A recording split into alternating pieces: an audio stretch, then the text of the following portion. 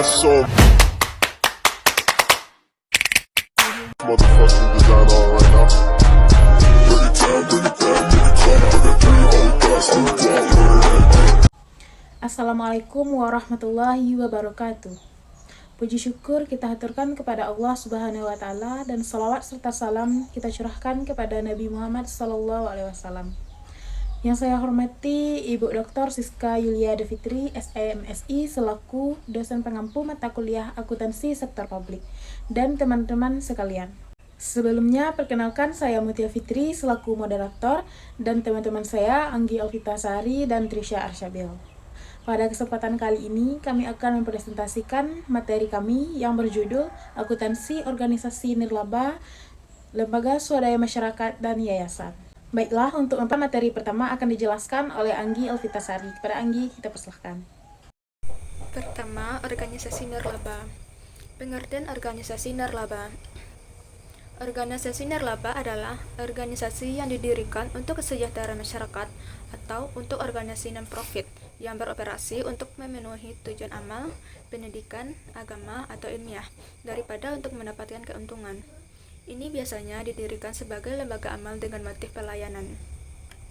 Berikut karakteristik organisasi nirlaba motif pelayanan. Yang pertama, motif pelayanan, anggota, manajemen, sumber pendapatan, surplus, reputasi, dan penggunaan informasi akuntansi. Berikutnya yaitu persamaan dasar akuntansi organisasi nirlaba dalam akuntansi. Merujuk pada standar pelaporan keuangan organisasi nirlaba, yaitu PSAK nomor 45, perkiraan-perkiraan diklasifikasikan menjadi perkiraan laporan posisi keuangan dan perkiraan laporan aktivitas. Berikut perbedaan akuntansi konvensional dengan organisasi nirlaba. Yang pertama, presentasi atau kepemilikan bersama. Yang kedua, akuntansi pendapatan dan beban. Dan yang terakhir, perbedaan laporan keuangan. Lembaga Swadaya Masyarakat atau LSM. Pengertian lembaga swadaya masyarakat. Lembaga swadaya masyarakat atau organisasi non-pemerintah atau non-pemerintah organisasi merupakan organisasi yang dikelola oleh swasta atau di luar pemerintahan. LSM ini dapat diartikan sebagai organisasi swasta yang kegiatannya adalah untuk membahagiakan, memajukan kepentingan kaum miskin, melindungi lingkungan, menyediakan pelayanan dasar bagi masyarakat, atau menangani pengembangan masyarakat. Berikutnya, klasifikasi lembaga swadaya masyarakat. Yang pertama, untuk peran fungsional, yaitu LSM operasional, LSM advokasi. Kemudian, untuk tingkat operasi, yaitu LSM tingkat internasional, LSM tingkat nasional, dan LSM tingkat lokal. Kemudian, orientasi kegiatan. Pertama, tujuan, orientasi operasional, pendekatan, dan derajat keterbukaan. Berikutnya yaitu karakteristik lembaga swadaya masyarakat. Menurut Clark 1995 dalam Bastian 2007, karakteristik khusus LSM dalam mengemban misi dan visinya adalah A. Memfokuskan pada kebutuhan masyarakat bawah dan berimplikasi terhadap kebutuhan organisasi dalam penyaluran informasi dan pemberdayaan masyarakat. B. Membuka peluang bagi partisipasi kelompok sasaran dalam proses pencapaian tujuan program, yaitu kemajuan dan pemberdayaan.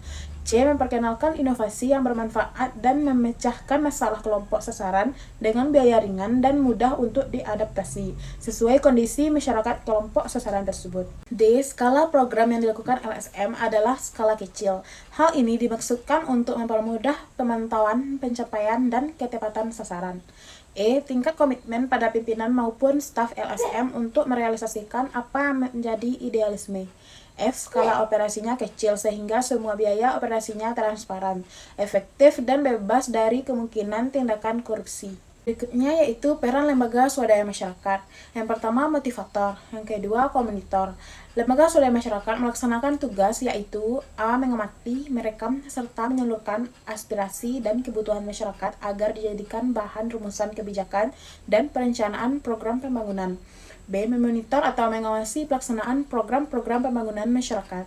C. Memberikan penyuluhan dan menjelaskan program-program pembangunan dengan bahasa yang akrab dan kerangka. D. Membantu melancarkan hubungan dan kerjasama. Yang ketiga, dinamisator. Dan yang keempat, fasilitator. Selanjutnya, akuntansi yayasan. Akuntansi yayasan adalah badan hukum yang terdiri atas kekayaan yang dipisahkan dan diperuntukkan dalam mencapai tujuan tertentu di bidang sosial, budaya, dan kemanusiaan yang tidak mempunyai anggota. Pihak-pihak terkait dengan akuntan yayasan adalah Pengadilan Negeri, Kejaksaan, dan akuntan publik. Yayasan mempunyai kedudukan di dalam wilayah negara Republik Indonesia.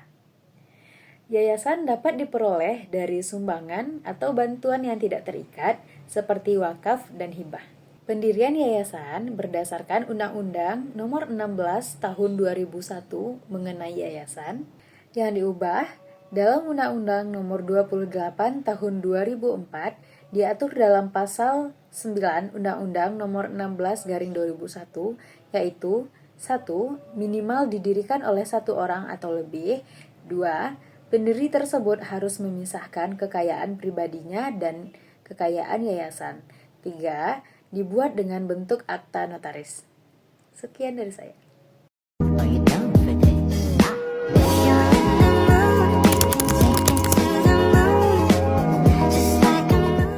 Terima kasih kepada Ibu dan teman-teman semua yang telah menyaksikan dari awal hingga akhir. Sekian presentasi dari kami.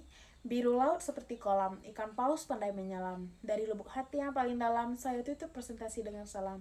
Wassalamualaikum warahmatullahi wabarakatuh.